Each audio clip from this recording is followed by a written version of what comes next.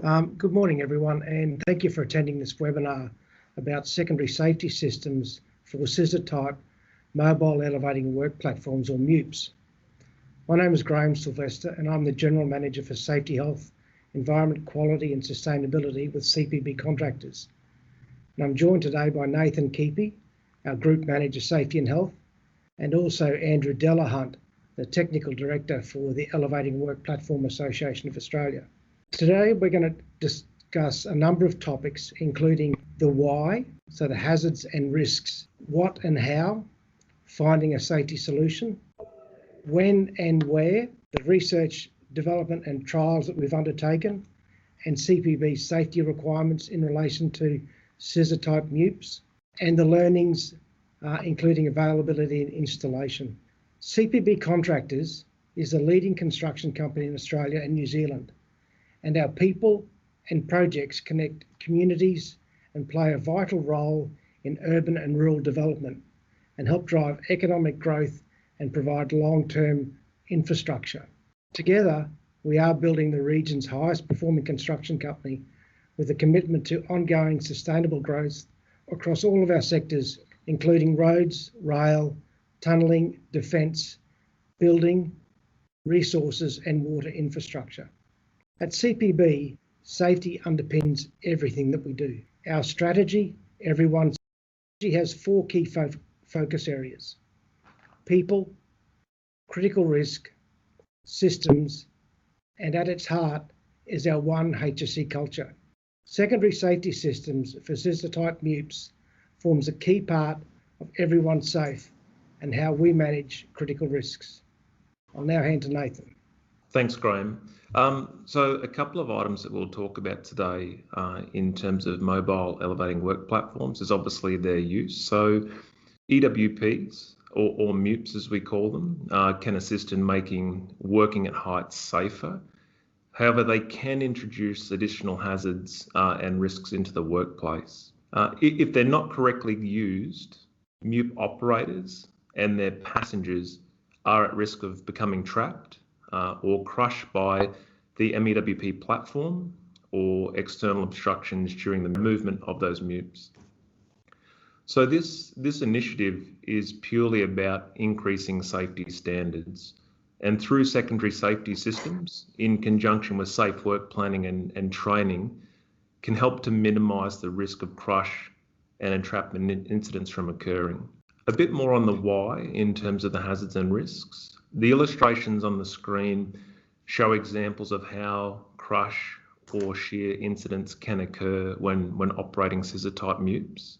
These examples are typically found in internal environments, example for building works, but can include other external environments as well, such as structural works or maintenance activities. As noted previously, if the hazards and risks associated with using MEWPs are not effectively identified and controlled, people can become seriously injured or killed.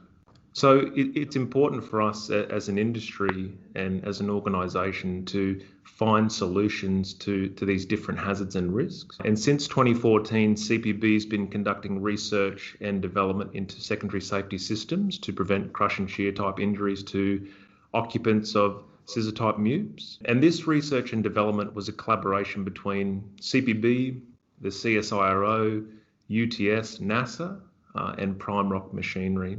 It also included collaborating with safe work regulators, the Elevating Work Platform Association of Australia, and the International Powered Access Federation to help encourage manufacturers and suppliers to the hire industry to support and develop secondary safety systems for EWPs. So these efforts really with CPB and the EWPA have helped to drive the industry towards a position of supporting and developing secondary safety systems. And what we're seeing now is there's a number of manufacturers and third-party suppliers have developed these systems for scissor-type MEWPs, with many entering the market in late 2020 and early 2021. And some of those we'll discuss shortly. In regards to the research and development and trials, so with the development of these systems, CPB commenced trials on selected projects across our business around new proximity detection equipment using LiDAR technology. If you're not familiar with the term or the technology of LiDAR, so it's a form of technology that helps to identify and determine the proximity of objects. It does this using a laser light to measure the time a reflection of light takes to return to a sensor. So in layman's terms, it identifies how far objects are away. So with the trials, what they involved is using a variety of these sensors around a scissor-type MUPE, or the basket of a scissor-type MUPE, to create a LiDAR curtain. And the intent was for those sensors to detect external objects, and the machine would react in different ways based on the proximity of what it actually detected. So for example, the closer an object would come, the machine would alarm. If it became closer, the movement of the machine would slow. And if it was too close, then the plant would stop altogether.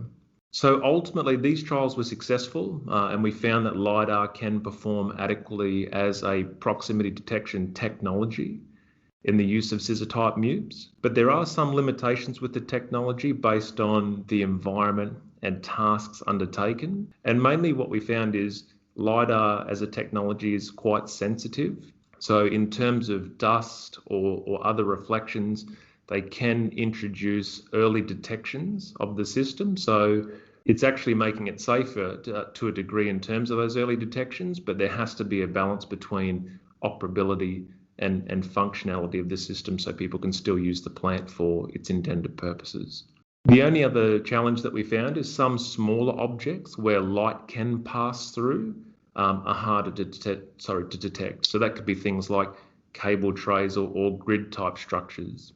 What's been really encouraging is, in conjunction with the CPB trials and development of this technology, there's been a lot of work happening in the industry as well, and a lot of great progress by a variety of different manufacturers and third-party suppliers. And what we've seen is a new series of secondary safety systems come to market late last year and early this year. And some of these systems include SkySense from JLG, which is an enhanced detection system and essentially uses strategically placed sensors to detect different objects and creates warning zones similar to the LiDAR concept and stopping distance based on the machine's motion of direction and the proximity of those objects. We've seen LiftGuard from Genie, which is a secondary guarding solution designed to activate and alert the operator when an obstruction makes contact with the activation of whiskers or aerials mounted to the EWP. And also EQSS and their Overwatch system, which is an operator detection system. So rather than focusing on the external environment and objects that may come towards an EWP, it's actually focusing on the operator and making sure that they're in a safe position. So similarly, uses LiDAR technology, and if the plant operator is detected in an unsafe position, then the Overwatch system stops all movement of the plant. So a culmination of the trials and the introduction of this new technology and systems from various manufacturers and supplier culminated in CPB establishing new requirements for scissor-type MEWPs. So from December 1 last year, CPB required the use of scissor-type MUPEs that were only fitted with a secondary safety system. And this position was further supported and promoted via the Elevating Work Platform Association of Australia, and we've had the opportunity to attend webinars with the EWPA, and there's been a release of a new information sheet specifically around secondary guarding for MEWPs. So I just want to talk about those requirements for a moment and what they mean. CPB considers a secondary safety system for scissor-type MUPEs as a system that can reduce the risk of crush and shear events for people in scissor-type MUPEs. It needs to provide an increased level of protection by a couple of means. So the first is physical means. An example of that is overhead protective structures, or the use of technology such as pressure detection or proximity monitoring devices. And that could be either operator movement or object detection. Now, secondary safety systems must be in addition to standard devices such as a dead man switch or emergency stop button. They must be approved by the original equipment manufacturer for use with their plant. and they must meet the appropriate design and engineering standards. So what you'll see here on screen is a couple of different examples of secondary safety systems and their features. So if we quickly run through the four, we've got protective structures, which is typically a mechanical barrier fitted to the guardrails at platform controls or around the platform itself, designed to prevent or mitigate the basket from contacting overhead obstructions. We've got proximity systems, usually with sensors that detect an object that's nearby, above or behind the operator, and they restrict the movements based on that detection. Operator presence system. So these systems, as discussed, they look at the position and the movement of the operator with respect to the controls. And obviously the mute reacts based on that safe position or unsafe. And contact switches. So systems where they activate if contact is made with an object such as a whisker or an aerial and restricts the movement of the plane. I'll now like to pass you over to Andrew Delahunt. Andrew's going to talk about some more information about industry guidance and the role of the EWPA. Thank you, Nathan. I guess much of the information that has been presented in today's webinar is also available on the EWPA guidance on secondary guarding that you can see here on the screen, and is also available on our website. What we have learnt as an industry about crush incidents has driven the development of these safety systems that are designed to protect the operator, either by stopping movement before the operator is crushed or by reducing the consequences of a crush incident. It has been driven from the industry and also from the investigation into accidents and near-miss events. This highlights the importance of accident reporting and sharing information. It's fair to say that this has been a long process, with the first secondary guarding systems for boom lift introduced in 2010. And as of today, we now have systems that are readily available for scissor lifts, which is a world first. As Nathan has showed us, there are different types of systems with different attributes and different advantages and disadvantages. We also note that other mute types, such as boom lifts, have slightly different systems to suit their application. It is crucial that the right system is chosen for the job, and also that the right MEWP is chosen as well. I think it's fair to say that the EWPA and your local hire company can help with the job site planning to select the equipment that will keep your team safe. I'd like to take the opportunity to briefly describe who the EWPA is. In 2 words, I'd say it's safety in MUPS. Our approach is to promote safety and to promote the best practice when using access equipment. This includes a range of technical safety guides, a good practice guides for using MUPS. You'll see it in the yellow pouch and the logbooks on every machine, which is used for the inspection and maintenance checks. And of course, we have the yellow card training program, which is designed to make MUP operators capable to operate each type of MEWP, such as a boom lift, scissor lift, vertical lift, and the truck and trailer mounts. We are the industry body that represents everyone in the access industry. We work with the regulators, and we also work with everybody involved in the industry. We're a member organisation, and our members include users of MEWPs, such as the construction companies. It also includes hire companies who rent access gear, manufacturers and suppliers. All of our safety and technical information is available for free. It's not just for members. We do want to promote the safe use every time we can to promote the safe use of MEWPs. If you have any questions on access equipment, please don't hesitate to contact us. And before I hand over to Nathan, I'd like to say we've been very happy to collaborate with the CPB on this issue and with the various suppliers and manufacturers. I think it's a tremendous effort to finally have secondary guarding systems on scissor lifts. Thanks, Nathan. Thanks, Andrew. Just like to say thank you as well to the EWPA and their stakeholders. It's really been a collaborative effort, and I think this initiative is helping to improve industry safety standards for the use of scissor type elevating work platforms, and it's helping to set a new standard and improve safety for both operators and the occupants of those plants.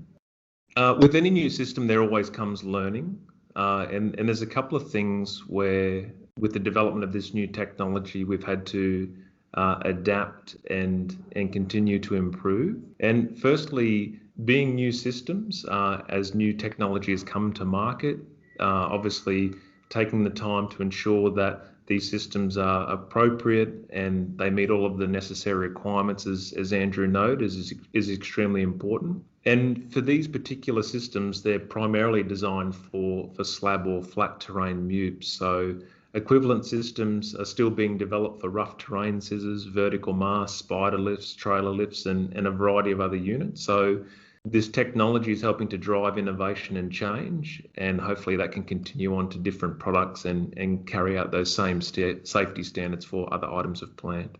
In terms of installation, the preference for secondary safety systems has always been a factory fitted option, but there is the opportunity and option supplied by third-party suppliers, as long as they're endorsed via the manufacturer and meet the required standards.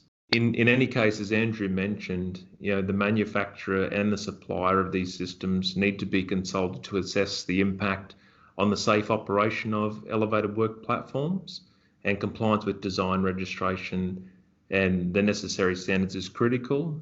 And ultimately, we don't want to introduce any new hazards associated with the adoption of these particular systems. The next steps, I'll pass you back to Graham for embed and sustain. Thanks, Nathan. Look, in terms of the next steps in the embed and sustain within our business, we are looking for additional secondary safety systems for scissor type MUPs. And to do that, we will continue to focus on the promotion of our safety requirements to our projects and to our subcontractors, ongoing monitoring and validation for compliance to our requirements. We're really looking to conduct ongoing research, investigation and trials of new secondary safety systems as they come online, and then ongoing collaboration and consultation with industry stakeholders. I think it's important, this has been a journey for CPB since November 2014, and we've been really fortunate to partner with a number of companies, but I'd like to identify and recognise a couple. So people from JLG, Snorkel, Genie, EQSS, and particularly the Elevating Work Platform Association of Australia, who've been instrumental in getting us from where we were to where we are today. And we look forward to working with those companies and others as we progress with this technology. It is important to note, that safety systems for MUPs is but one solution, and we do believe that we've got some way to go before we achieve the ideal solution. To do that, we have to continually challenge ourselves. Is a scissor type MUP the best tool for the job? Are there safer alternatives? Are there safer work methods? Secondary safety systems are certainly intended to further reduce the risk of crush or shear injuries, but a system alone cannot be relied upon to protect all platform occupants from harm. It must not introduce other hazards that increase the overall risk to people when using MUPs. We always have to follow manufacturer's instructions for the specific MUP and the secondary safety system being used. Education and competence is also a key component, and we continue to monitor and assess the hazards to confirm that the risk control measures are sufficient to mitigate or prevent harm. Thank you.